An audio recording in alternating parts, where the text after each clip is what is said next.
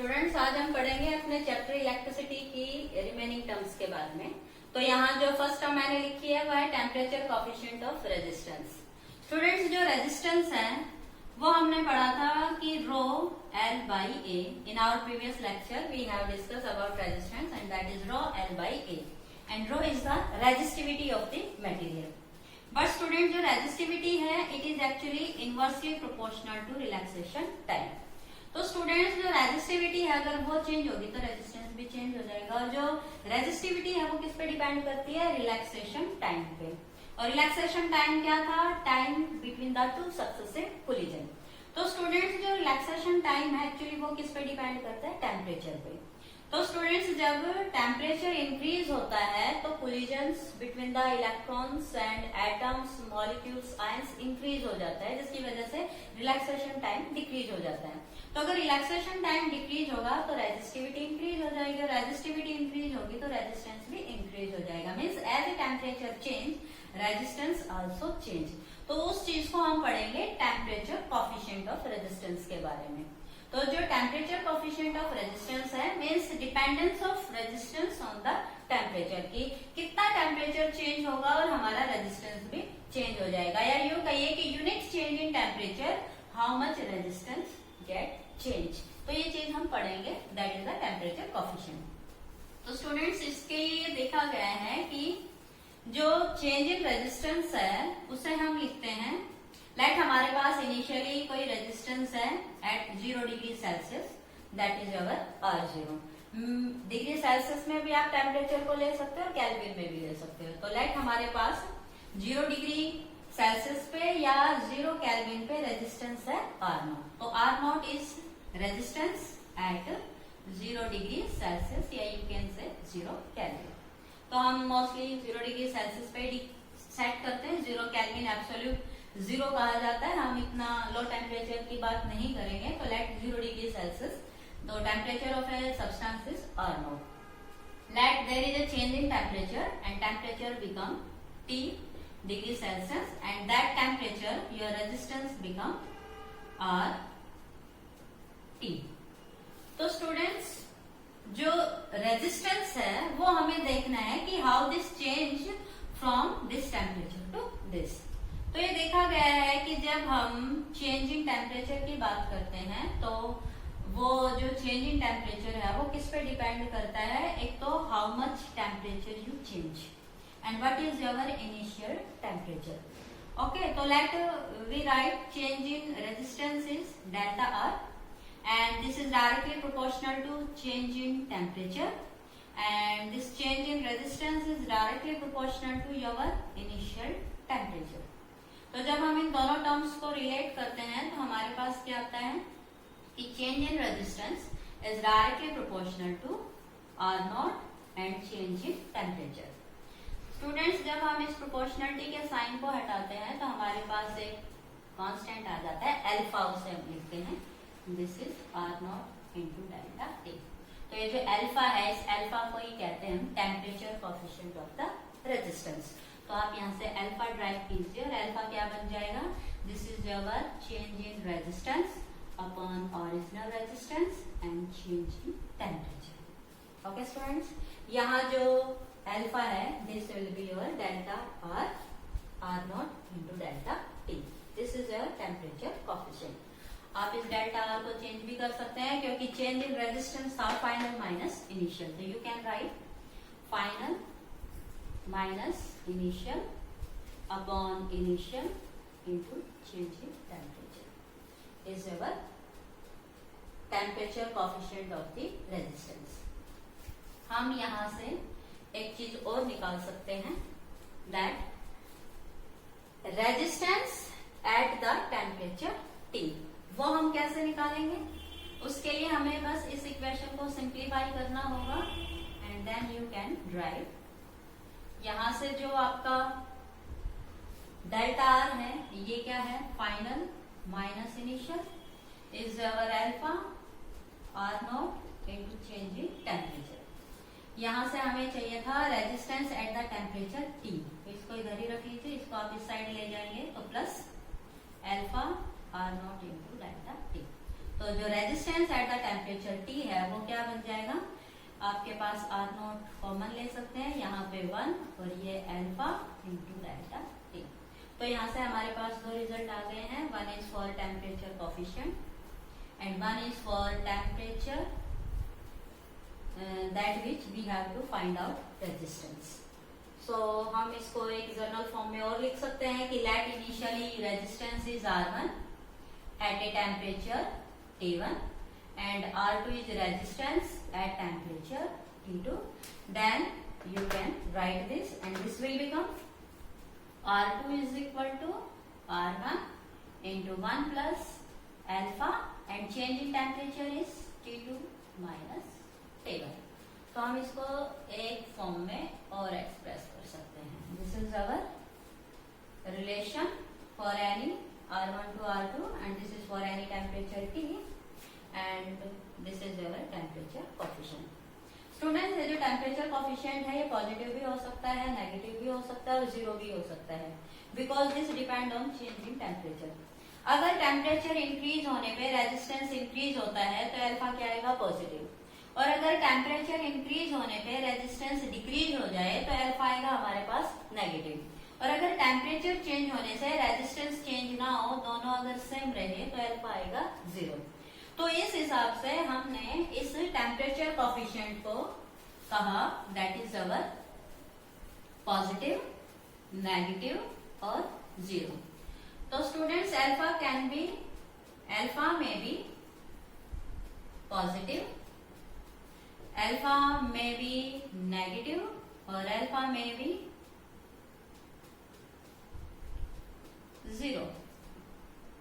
अगर ऐसा है तो क्या होगा, अगर पॉजिटिव है तो जैसी बात है टेम्परेचर राइज हुआ, रेजिस्टेंस इंक्रीज हुआ तो अल्फा विल बी पॉजिटिव।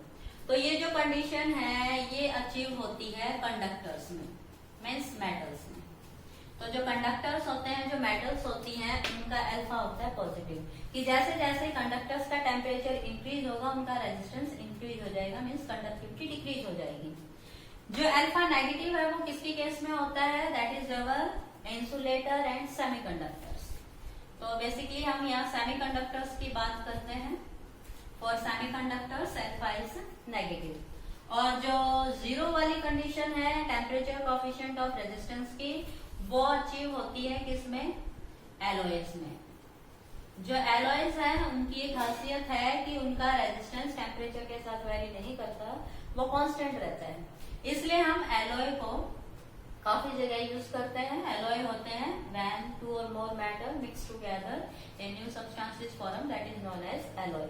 तो जो एलॉय की ये प्रॉपर्टी है कि उनका रेजिस्टेंस टेम्परेचर के साथ वेरी नहीं करता, उन्हें हम यूज करते हैं हीटिंग एलिमेंट में। तो जितने भी हमारे हीटिंग एलिमेंट्स होते हैं उनमें हम कौन से मटेरियल यूज करते हैं, एलॉय, क्योंकि जो हीट प्रोड्यूस होती है इलेक्ट्रिसिटी की वजह से वो किस पे डिपेंड करती है, रेजिस्टेंस एंड रेजिस्टिविटी पे।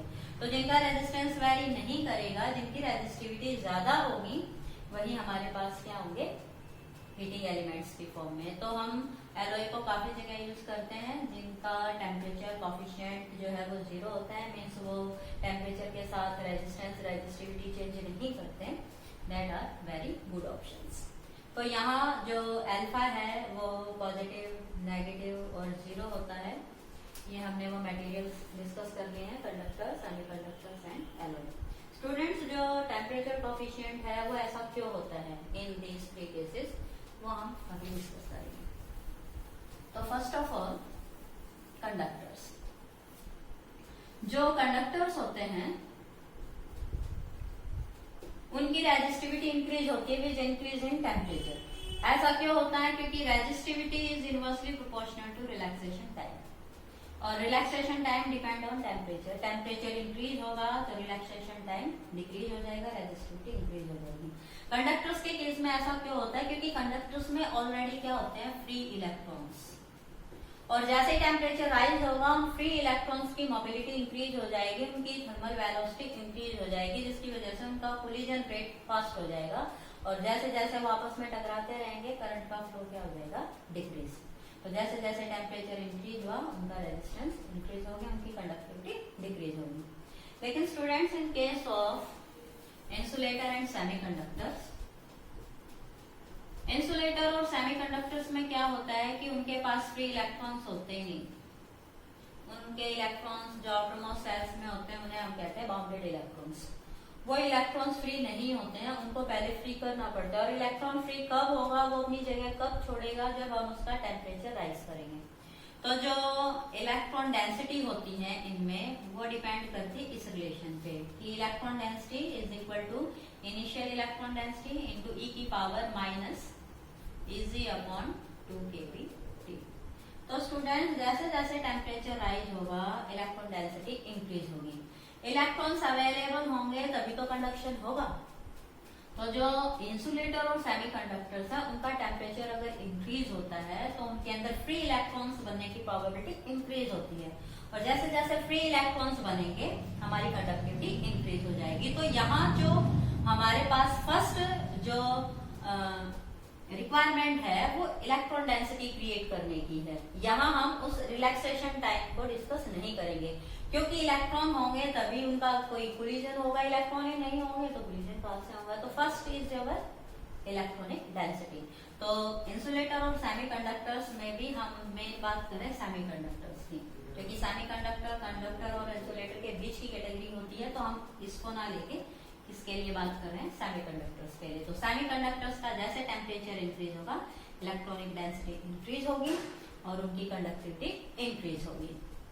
सो स्टूडेंट्स जो आपके टेम्परेचर कोफिशिएंट है रेजिस्टेंस का for the different material inner. अब यहाँ एक रेजिस्टिविटी के बारे में भी बताया कि जैसे हमने रेजिस्टेंस के लिए निकाला है वैसे हम रेजिस्टिविटी के लिए भी लिख सकते हैं, क्योंकि resistance is directly proportional to resistivity. तो जैसे हमने टेम्परेचर कोफिशिएंट ऑफ रेजिस्टेंस निकाला है वैसे हम टेम्परेचर कोफिशिएंट ऑफ रेजिस्टिविटी भी निकाल सकते हैं। तो सेम उसी तरह से कि let resistivity at any temperature you can write as a initial and alpha and at change in temperature. तो यहाँ जो आप अल्फा निकालेंगे तो वो अल्फा क्या हो जाएगा, resistivity at this change in resistivity, you can say change in resistivity that is directly proportional to initial alpha and delta t, क्योंकि r proportional to resistivity है। तो जो केस हमने रेजिस्टेंस में डिस्कस किया था वही हम इसमें कर लेंगे रेजिस्टिविटी में। तो यहाँ से जब हम अल्फा निकालेंगे तो अल्फा क्या हो जाएगा, that is delta rho upon initial into change in temperature. So यहाँ जो आपके पास चेंज इन रेजिस्टिविटी है आप उसे डी रो भी लिख सकते हैं, और ये जो चेंज इन टेम्परेचर है इसे आप डी टी लिख सकते हैं, and this is our initial resistivity. So यहाँ टेम्परेचर कोफिशिएंट ऑफ जो रेजिस्टिविटी है you can write either this और दिस। और रेजिस्टिविटी एट एनी टेम्परेचर अगर हम निकालना चाहते हैं तो सेम जैसे हमने रेजिस्टेंस में किया था हम यहाँ भी कर सकते हैं। तो that is resistivity at temperature T final minus initial is equal to initial into alpha delta T change in temperature. That any temperature अगर आप निकालना चाहते हैं तो that will be this plus this, and you can write resistivity at any temperature T is initial into 1 plus alpha into change in temperature, and same for जैसे कि हमने कहा था कि अगर हमारे पास ρ1 रेजिस्टिविटी है at temperature T1 and ρ2 at temperature T2, then generalise science में आप क्या लिख सकते हैं, also like this T2 minus T1। So this is the temperature coefficient of resistance and resistivity। अब स्टूडेंट्स हम पढ़ेंगे थर्मिस्टर के बारे में। थर्मिस्टर जो हैं वो एलॉयज और मेटल ऑक्साइड्स के बनाए जाते हैं। एक्चुअली जो थर्मिस्टर है ये क्यों बनाए जाते हैं, इनका पर्पस क्या है, इनका मीनिंग क्या है, तो इनके नाम से ही जैसे कि जाहिर है थर्मिस्टर होता है therm plus resistor, thermistor it is actually thermal plus resistor या you can say resistance। तो वो रेजिस्टेंस जो टेम्परेचर के साथ हीट के साथ वेरी कर सकते हैं उस कंडीशन के लिए टर्म है दैट इज थर्मिस्टर। तो थर्मिस्टर वो डिवाइस होते हैं जो change in resistance with change in temperature measure करते हैं। तो thermistor are the device which measure change in resistance with change in temperature. तो स्टूडेंट्स जो थर्मिस्टर है जनरली वो बनाए जाते हैं, उनकी जो रेंज होती है वो होती है 0.1 ओम से लेके 10⁷ ओम तक। इस वेरिएबल रेंज तक के थर्मिस्टर बनाए जाते हैं। फिर इन थर्मिस्टर की जरूरत क्या पड़ती है, तो जो हमारे पास यूज ऑफ थर्मिस्टर है उनकी जरूरत क्यों पड़ती है, क्योंकि जो थर्मिस्टर है वो जैसे कि मोटर है, जनरेटर है, ट्रांसफार्मर है, जो आपकी यू कैन से मीन्स ऐसी कोई भी फील्ड जहां रेजिस्टेंस हमने लगा रखा है और वो किसी तरह से इन्वायरमेंटल कंडीशन वहां ही टेम्परेचर की चेंज होती है तो वहां ये हम लगाते हैं। तो जो थर्मिस्टर है वो डिश या बीड की फॉर्म में अवेलेबल होते हैं, साइज इनका बहुत छोटा होता है और इनकी जो रेजिस्टेंस वेरिएशन है वो होती है 0.1 ओम से लेके 10⁷ ओम तक। तो अब हम पढ़ेंगे सुपर कंडक्टर्स के बारे में। तो स्टूडेंट जो सुपर कंडक्टर है जैसे कि नाम से जाहिर है, कंडक्टर जो कंडक्टिविटी करे, super means very fast, very large. तो कंडक्टर्स हमने पढ़ा था कि resistance will change with change in temperature, लेकिन super conductors means their conductivity increase too much, but how either increase और डिक्रीज इन टेम्परेचर। तो ये तो हम पढ़ चुके हैं कि जो कंडक्टर्स होते हैं उनका रेजिस्टेंस, उनकी रेजिस्टिविटी टेम्परेचर इंक्रीज होने से इंक्रीज हो जाती है, लेकिन सुपर कंडक्टर्स जो है हमारे पास है कंडक्टर्स, लेकिन हम वो राइज इन टेम्परेचर की बात नहीं करेंगे, हम बात करेंगे फॉल इन टेम्परेचर। मीन्स ऐसा देखा गया, ऐसी रिसर्च हुई है कि जब हम कंडक्टर्स के टेम्परेचर को डिक्रीज करते हैं तो उनकी रेजिस्टिविटी, उनका रेजिस्टेंस घट जाएगा। अगर बढ़ने से टेम्परेचर रेजिस्टेंस बढ़ता है तो टेम्परेचर घटने से रेजिस्टेंस घटना चाहिए, मीन्स कंडक्टिविटी इंक्रीज होनी चाहिए। तो जो सुपर कंडक्टर्स होते हैं वो मटेरियल्स होते हैं, वो सब्सटेंस होते हैं, वो कंडक्टर्स होते हैं जिनकी कंडक्टिविटी इंक्रीज हो जाती है विद डिक्रीज इन टेम्परेचर। तो जो सुपर कंडक्टर्स हैं वो काफी मटेरियल्स, काफी मेटल्स, उनके एलॉय, ऑक्साइड्स, कॉम्प्लेक्स कंपाउंड्स के बनाए जाते हैं, लेकिन जो सबसे पहले सुपर कंडक्टर एक मटेरियल बनाया गया था वो है हमारा मरकरी। तो सबसे पहले जो सुपर कंडक्टर मेटल तैयार की गई थी वो था मरकरी। तो जो मरकरी थी उसका टेम्परेचर घटाते घटाते जब हम 4.2 केल्विन पे आते हैं तो इसका रेजिस्टेंस क्या हो जाता है, लगभग 0। It loss its resistance means it's conductivity increase. तो जब रेजिस्टेंस लगभग क्या हो जाए, 0, तो ये जो टेम्परेचर है, जैसे मरकरी के लिए मैंने कहा कि 4.2 केल्विन तक आते आते इसका रेजिस्टेंस बिल्कुल खत्म हो गया, तो इसकी कंडक्टिविटी काफी इंक्रीज हो गई। तो ये जो स्पेशल टेम्परेचर है, इस टेम्परेचर को कहा जाता है क्रिटिकल टेम्परेचर। तो कई बार आ जाता है what do you mean by critical temperature in case of super conductor.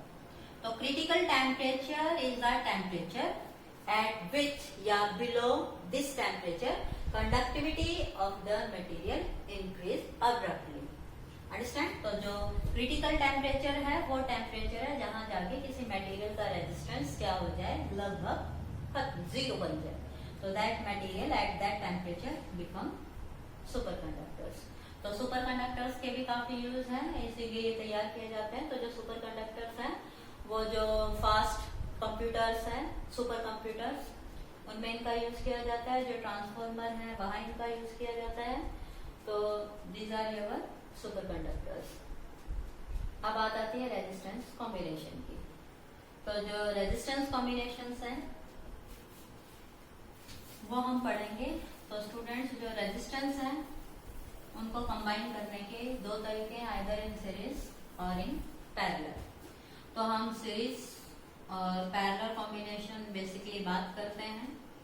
तो जब हमारे पास 2 और मोर रेजिस्टर होते हैं तो उनको सीरीज में कैसे ऐड करते हैं हम, end to end, let we have 3 resistance and we add them end to end, this is called series combination. और अगर हम पैरेलल कॉम्बिनेशन की बात करें तो इन सब का 1 टर्मिनल एक तरफ, अदर टर्मिनल एक पॉइंट पे।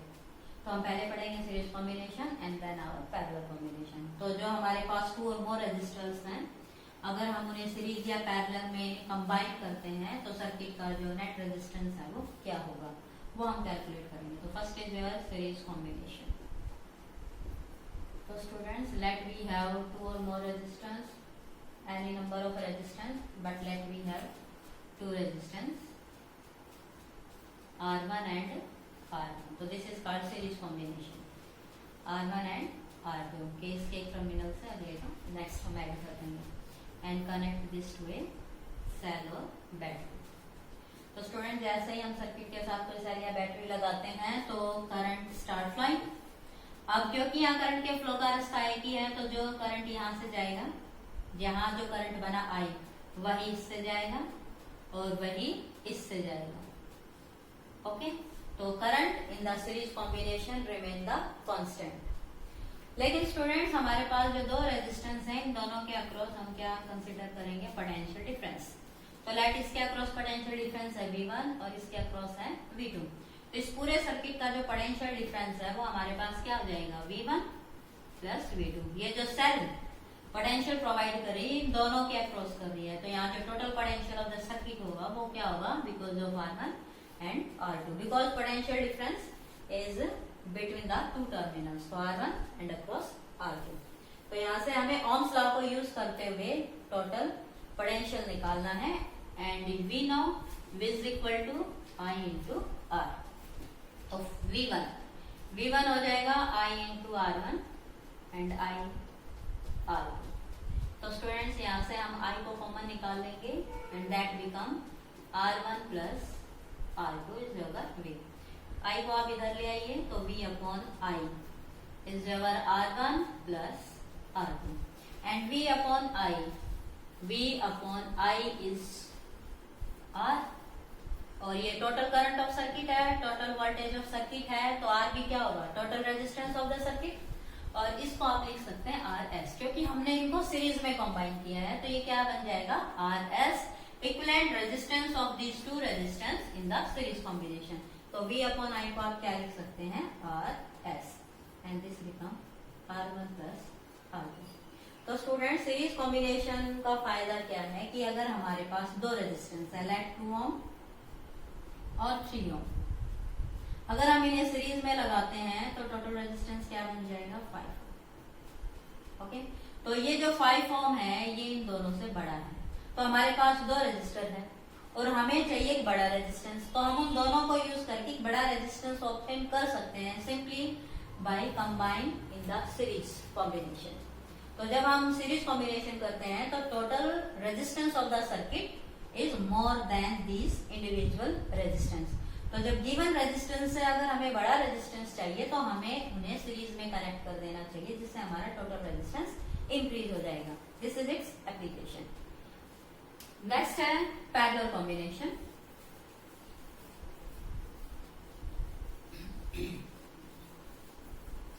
पैरेलल कॉम्बिनेशन में क्या होता है कि हमारे पास जो रजिस्टर हैं उन्हें हम कैसे कनेक्ट करेंगे, let we have two resistance. तो इन दोनों का जो एक टर्मिनल है वो एक पॉइंट पे कनेक्ट कर दीजिए और जो दूसरा टर्मिनल है वो एक पॉइंट पे कनेक्ट कर दीजिए और एक सेल या बैटरी के साथ आप इन्हें कनेक्ट कर दीजिए. तो देखिए स्टूडेंट जब पैरेलल कॉम्बिनेशन की बात होती है तो सेल से जो करंट निकलेगा वो इस जंक्शन पे आके उसके पास दो चॉइस होंगी, दो डायरेक्शन होंगी. तो जितना रेजिस्टेंस होता है उसी के अकॉर्डिंग सर्किट में करंट फ्लो करता है. तो there is a current due to R1 and there is a current due to R2. तो इस करंट को आप कह सकते हैं I1 और इसमें जो करंट फ्लो करेगा उसे आप कह सकते हैं I2. में जो करंट इन द सर्किट है टोटल वो क्या होगा, I1 प्लस I2. लेकिन जो पोटेंशियल डिफरेंस है वो क्या होगा, सेम, क्योंकि इन दोनों का एक टर्मिनल एक पॉइंट पे कनेक्ट है जो कि हमारे सेल के पॉजिटिव से कनेक्ट है और जो दूसरे टर्मिनल्स है वो एक पॉइंट पे कनेक्ट है जो कि सेल के नेगेटिव टर्मिनल से कनेक्ट है. तो जो पोटेंशियल यहाँ होगा वही इसके अक्रॉस हो जाएगा, वही इसके अक्रॉस हो जाएगा. तो यहाँ से हमें सर्किट का टोटल करंट निकालना है. तो I1, तो यूजिंग ओम्स लॉ तो I1 क्या बन जाएगा, as we know I is equal to V upon R. तो हमें I1 और I2 की वैल्यू पुट करनी है. तो I1 क्या बन जाएगा, V अपॉन R1 और I2 क्या बन जाएगा, V अपॉन R2. तो V को आप कॉमन निकाल सकते हैं, आपके पास क्या बन जाएगा, V into 1 plus R1 1 plus R2. अब आप V को इधर ले आइए तो ये I upon V become 1/R1 plus 1/R2। तो देखिए स्टूडेंट्स, B को जब हम इधर ले आएंगे I/V, तो ये क्या बन जाएगा 1/R। तो I is total current of the circuit and V is the potential difference of the circuit, तो R become total resistance of this circuit. तो यहाँ क्योंकि ये पैरेलल में है तो आप इस टोटल रेजिस्टेंस को क्या लिख सकते हैं, RP, resistance in parallel combination. तो यहाँ ये आपके पास क्या बन जाएगा 1/RP is equal to 1/R1 plus 1/R2। Means जो पैरेलल कॉम्बिनेशन का टोटल रेजिस्टेंस है, इसका जो रेसिप्रोकल होगा वो क्या होगा, sum of the reciprocal of the individual resistance. This is our resistance in parallel combination. अब स्टूडेंट्स, पैरेलल कॉम्बिनेशन में अगर हम रेजिस्टेंस की बात करें तो रेजिस्टेंस पे क्या फर्क पड़ेगा, देखिए जब हम पैरेलल कॉम्बिनेशन की बात करते हैं तो let we have two resistance, वही लेट 2 ओम एंड 3 ओम। तो जब हम पैरेलल कॉम्बिनेशन की बात करें तो हमें फॉर्मूला रखना पड़ेगा पहले रेसिप्रोकल में, 1/RB is equal to 1/R1 1/R2। तो आपके पास एलसीएम आ गया 6, तो 3 प्लस 2 इज 5/6। और जब हमें टोटल रेजिस्टेंस इन पैरेलल चाहिएगा तो हम RP निकालेंगे, मीन्स इसे इन्वर्ट कर दीजिए, तो ये क्या हो जाएगा 6/5। तो मीन्स जो RB है वो आपके पास क्या है 1.2 ओम। ओके, तो देखिए जो टोटल रेजिस्टेंस इन पैरेलल है उसकी वैल्यू आई 1.2 ohm due to this two resistance, जिनमें वन है 2 एंड अदर इज 3। मीन जो रिजल्टेंट होगा उसकी वैल्यू स्मॉलेस्ट से भी स्मॉलर होगी। तो जब हमारे पास नंबर ऑफ रेजिस्टेंस हो, अगर हम उन्हें पैरेलल में कंबाइन कर देंगे तो जो रिजल्टेंट आएगा वो एक इंडिविजुअल स्मॉलेस्ट से भी क्या आएगा, स्मॉलर। तो स्टूडेंट, जब हमारे पास नंबर ऑफ रजिस्टर हो और हमें एक छोटे रजिस्टर की जरूरत है तो हम उन्हीं को पैरेलल कॉम्बिनेशन में यूज करके हमारा वो रिक्वायर्ड स्मॉल रेजिस्टेंस ऑब्टेन कर सकते हैं। तो ये सीरीज और पैरेलल कॉम्बिनेशन है, इनका एक रिजल्ट और है। कई बार क्या कहते हैं कि हमारे पास बहुत सारे रेजिस्टेंस लगे हुए हैं, सीरीज में है, पैरेलल में है, तो हमारे पास सर्किट में करंट क्या होगा। तो देखिए जो करंट होता है वो होता है V/R। तो अगर आपने सीरीज में इन्हें ऐड कर दिया तो रिजल्टेंट क्या हो जाएगा, इंक्रीज। रेजिस्टेंस इंक्रीज होगा तो करंट डिक्रीज। तो अगर हमारे पास करंट की वैल्यू को डिक्रीज करना है, अगर आप करंट को सर्किट में डिक्रीज करना चाहते हैं तो नंबर ऑफ रेजिस्टेंस को कैसे कंबाइन कर दीजिए, सीरीज में, जिसकी वजह से सर्किट का करंट डिक्रीज हो जाएगा। अगर हमें करंट को इंक्रीज करना है तो जितने भी आपके पास रेजिस्टर हैं आप उन्हें पैरेलल में कनेक्ट कर दीजिए। अगर रेजिस्टेंस को आप पैरेलल में कनेक्ट करेंगे तो रिजल्टेंट रेजिस्टेंस क्या हो जाएगा, डिक्रीज। और रेजिस्टेंस अगर डिक्रीज होगा तो करंट क्या हो जाएगा, इंक्रीज। मीन्स अगर करंट को करना है इंक्रीज किसी सर्किट में तो जो आपके पास रेजिस्टेंस है उन्हें आप कैसे ऐड कर दीजिए, पैरेलल में। और अगर करंट को आप करना चाहते हैं डिक्रीज उन्हीं रेजिस्टेंस की हेल्प से, तो आप उन्हें कैसे अरेंज कर दीजिए, सीरीज में। तो सीरीज कॉम्बिनेशन यूज होता है करंट को डिक्रीज करने के लिए और पैरेलल कॉम्बिनेशन यूज होता है करंट को इंक्रीज करने के लिए।